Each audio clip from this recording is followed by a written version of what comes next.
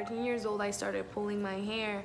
I started pulling from the front, I remember. And I think it was almost usually under control. When I was in 10th grade, I did use wigs, and I became a senior at high school. I remember I used extensions. When I got married, I did not. I had my real hair, but I had bald spots. Nobody could see because my hair was like back.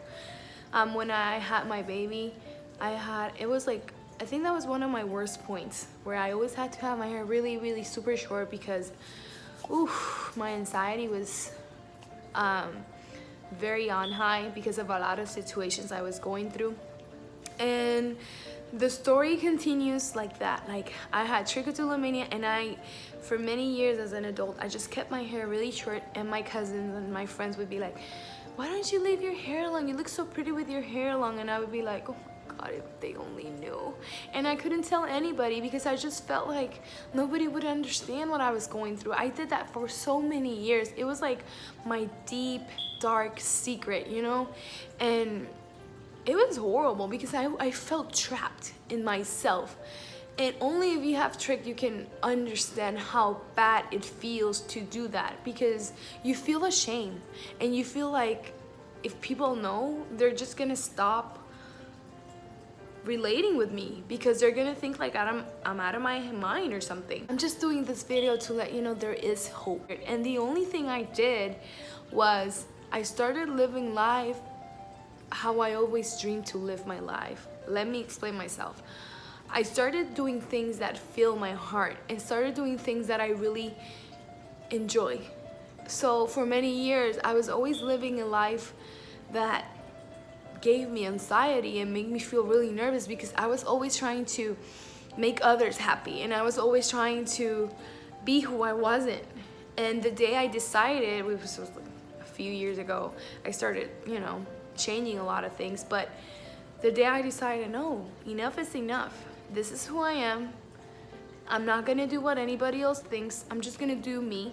I'm gonna put God first, put this in his hands and let him help me.